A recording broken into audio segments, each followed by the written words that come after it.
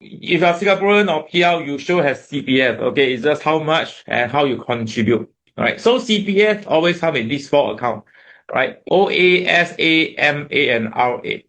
Right. If you're below 55, you don't see RA. You only have OA, SA, and MA. Okay. Yeah. So you can't adjust the proportion because there's a standard proportion on OA, SA, MA based on your age, right? This one you can just Google your CPF board actually have a standard allocation rate for each account, right? And of course, OA technically is more flexible. You can actually use it for insurance, some insurance, okay, of course, for your house down payment, installment, investment, education, you can use OA. Okay, SA pretty much limited to more into retirement, right? More into retirement, right? And of course, MA is even more limited to just insurance and hospital expenses kind of usage, right? And RA definitely is more for retirement, right? Yeah. So, I mean, when you contribute, it will go to OA, SAMA. That one you cannot do anything. Okay. But what happens is when you reach age 55, okay, this is an important age, all right? CPF board will send you a letter or email say that you reach 55. There are some changes to your CPF account, right? And what are the things that will happen? First thing, they will determine what is your minimum sum. Okay, minimum sum for this year 2025 is 213,000, right? So CPF board will ask you to set aside this amount from SA, all right, to create an account called RA. Okay, take the money from SA, put into RA.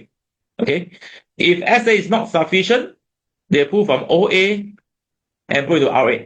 Okay, to hit this minimum sum. Okay, so that is the default arrangement.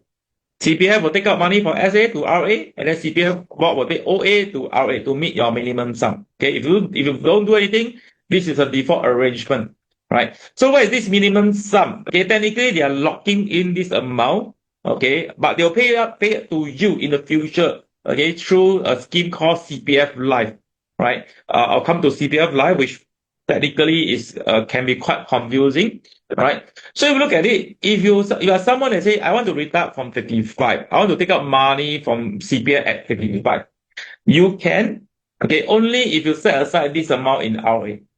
Okay, if your OA and SA combined balance less than minimum sum, technically you can't withdraw anything from at age 55. Okay, I mean, if you read closer, actually you can withdraw 5,000 only lah. Okay, if you have total amount less than minimum sum.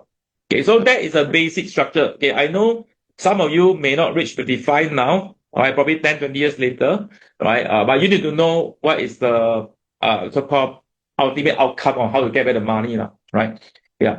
So minimum sum, that is the first thing you need to understand. CPF retirement sum based on this year is 213,000. Okay.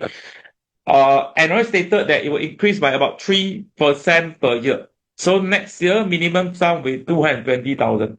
Okay. So like for me, I'm now 39. All right. 16 years later, my minimum sum probably about 300,000-400,000. I need to lock in 300,000-400,000 in my RA. Okay. Before I can take any money from CPF account. Right. Yeah. So that is a full retirement sum. Okay. And also there's a basic retirement sum where you can park 50% of full retirement sum. Okay, 50% of full retirement sum we call basic retirement sum. Okay, I'll come to this later. Or you can even put enhanced. Okay, enhanced actually increase to 4 times. Okay, 4 times BRS. Right. Yeah. So in this case, this year you can park aside 426,000 in RA if you want to. Okay. So the biggest question is, should you park so much in RA? Okay, what are the pros and cons? Okay, I'll go into detail in the subsequent in the next few slides because it can be quite confusing. Okay, so you need to understand all this basic. Yeah. So the next thing is about CPF Life. Okay, so ultimately whether you lock in 213,000 or you lock in 426,000 or you lock in the lowest, which is 106,000, you need to know how they are going to pay out to you. Okay, they'll return the money to you for sure. It still belongs to you. Okay, but when they return to you, it's through CPF Life.